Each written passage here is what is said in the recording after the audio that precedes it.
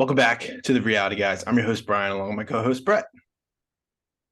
So We are here to talk Are You the One, Season 9, Episode 5. It's called Wants and Needs. So we're going to break down the episode. We also did some picks that we'll do at the end. One commenter was like, they want to know what we think. So I think that's actually a pretty good idea. So before we get to that, that's going to be the more fun part, I think, because these episodes, we're just not going to get what we want, unfortunately. Like, I honestly, like, I'm not really going to run. I usually just kind of run down the list, but I really think it just like I can just run over the challenge really quickly. More hexagons, quoting Brett there. Anytime I see the hexagons now, Brett, I just think of you. Like, you're just over there, like, pounding sand. Like, God damn it. I hate hexagons. I only like octagons. Right. So the premise of this one, I actually tried to write it, I actually rewound it to make sure I got it right. So the guys had to choose which girls liked brain and body or both. And then it was another Venn diagram. So the highest score and the lowest score get to go on a date. So the highest score was Will. He chose Courtney. Lowest score was Brendan. He chose Julia Ruth, which I actually think Which, were not bad. Or do you disagree? well, I mean, I guess Courtney's just Will's new flavor of the week because I feel Yeah, like every week he goes for a different blonde girl, so he's right, running out. right. And based off my picks, I think he's gonna have to pick again.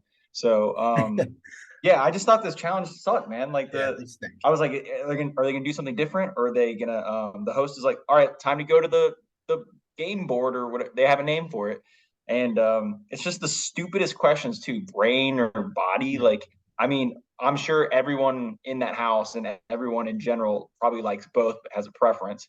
And like, right. who gets to be the one that sits in the middle when others have to like be forced to a side? Yeah, And then like how what do people get determines that that you're information? equal on both? Yeah, like how do they determine if you're an equal one or if you get to be on the side? Because I feel like if everyone had a choice, it'd be like, oh, I'm in the middle Yeah, at of the very course. least, you Right. know. So Exactly. it's just stupid. Like I don't know how you're even supposed to dissect that information from people really to Yeah, know and the answers. especially since we don't really know about anybody's relationships or the conversation. So when you see that board, I can't even guess like, oh, he looks like he has a lot of right answers because I have no idea. Yeah, so we don't get to play along because they don't show Yep. us anything, and also the Mhm. challenge lasts 30 seconds and then it's Yes, over. exactly, exactly. And we were talking pre-show. There's no point of our like complaining about it as much as we usually do anymore because I don't think it's going to change. Like it's just we're accepting it at this point.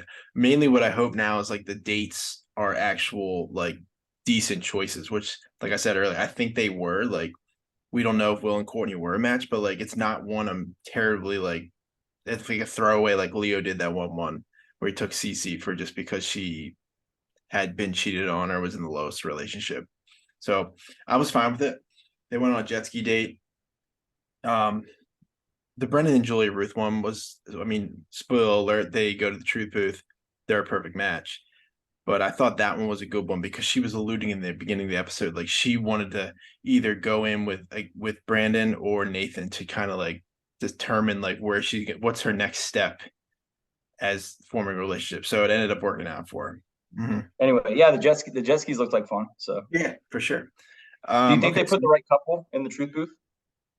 I think so. Yeah, Yeah, I mean they got it right. they got it right. So Yeah, clearly, yeah. yeah. Okay, so really, I think another major point, which is something we alluded to, I think I alluded to at week one when we were doing the show, like when you're not a perfect match and you keep continuing to talk and hook up, and I think they had sex. Brooke, Brooke and Leo, and she's starting to realize that maybe being so focused on Leo is like other guys are more hesitant to talk to her to form a connection. And eventually, like Will even says something to her, like, "Hey, you need to start to distance yourself from Leo because it's hurting you and it's hurting the game." And exactly how I thought it would go, Leo was completely like pissed off about it, and he looks like the next episode he's gonna like go like kind of not like angry, but like it looks like he's doing like revenge stuff to get back at her or make her jealous. Revenge stuff or playing the game. Yeah, playing the I mean not playing okay. I don't mean revenge stuff, like doing things purposely. Obviously you want to make a connection, but I think he's doing it more spitefully than actually trying to form a connection. Just off based off He, what I saw. I could be completely wrong. I'm just going based off what I saw. yeah, I mean, at some point he said that he had the realization overnight that he could probably fall for another girl just as Yes. easily as he did Brooke. Yes. So I'm like, Exactly. okay, so he's about to play the game and realizes like, yes, we formed a bond, but I can form another bond probably just as easily.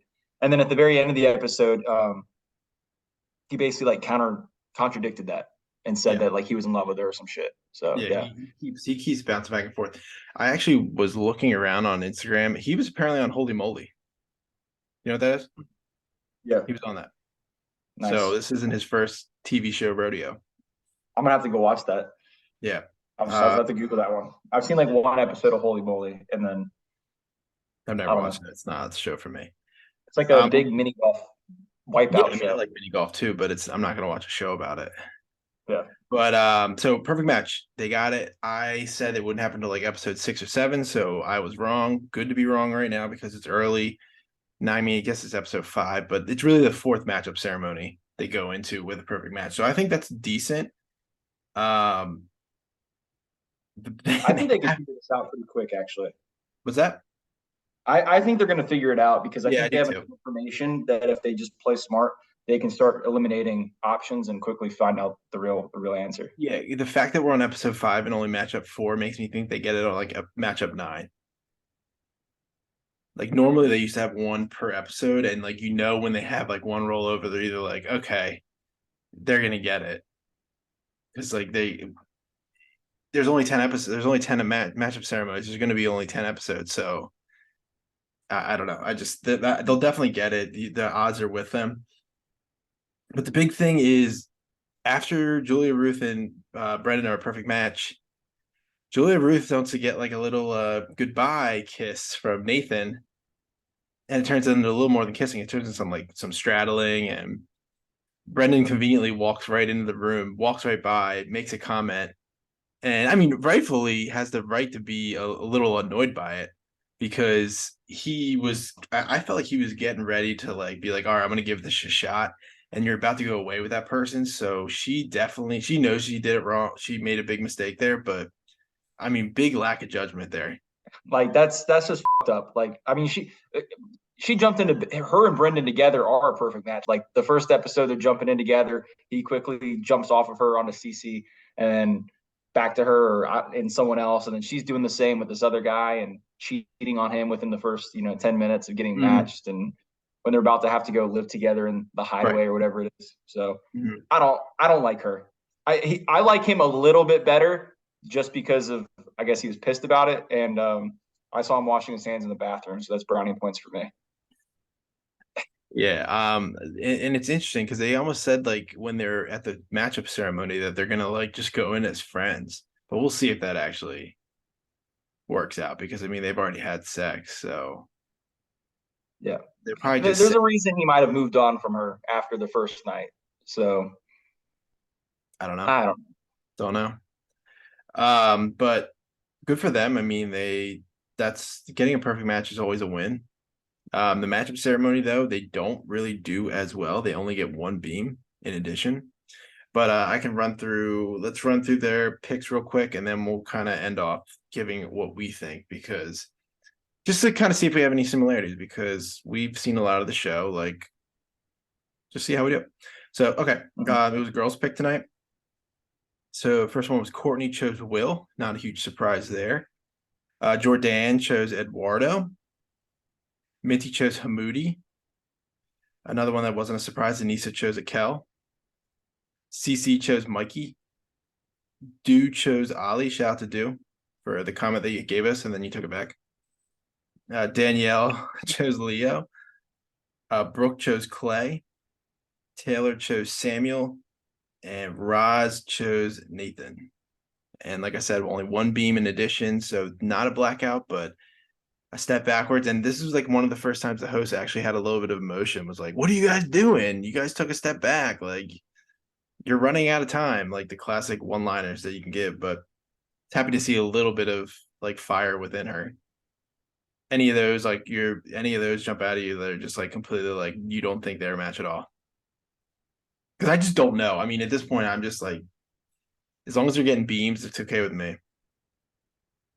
Yeah, I think we obviously know most of them aren't matches, Mhm. but wait, no, I think according to my math, I know who the match is off of this last episode. All right. Okay. Let's roll into our picks then. So I'll Okay. let you. Let's hear it. Let's hear it. What's your theory here?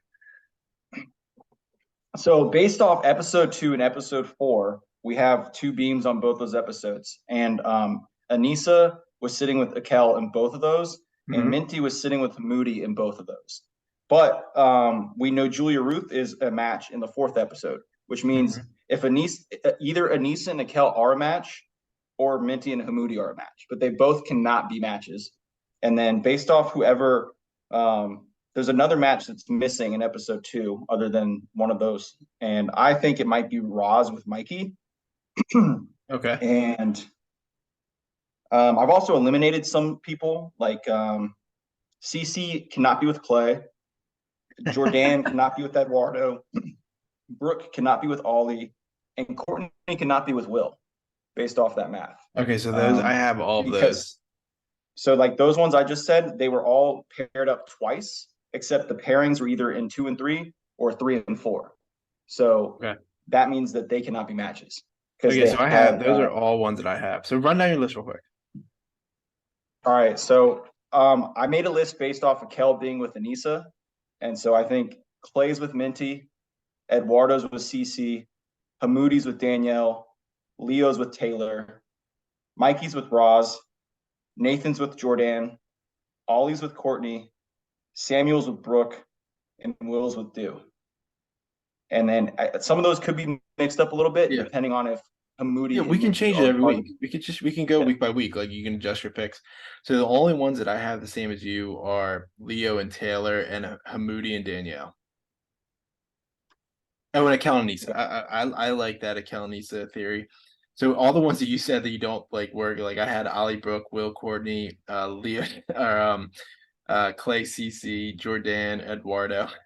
And then the only other two that I have that are mixed up are I have Samuel and Dew, and Nathan and Roz.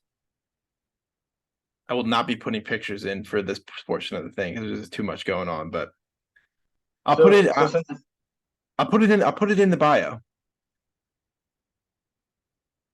so we can reference it right. every week. Like people can Okay. look at it Okay. instead of like if we cross reference here. Like I'll go based off of you, and I have mine. So mine I didn't really say in order, but I can run it down.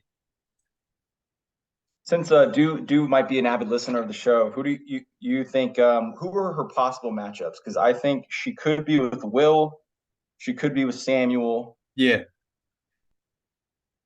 I don't know. I also kind of was maybe no, not Nathan. all Now, based what off about of math. Nathan? I don't know what to do with Nathan because he kind of like I don't think Do to me seems to be like the most level-headed person on the show. When we do get to see her, I think Nathan's kind of a douchebag, so I don't know if they'd yeah be together. yeah. That's kind of why I picked Samuel. But I Yeah, like yeah, your I think Will. What did you Samuel say? and Did you Will. say Will?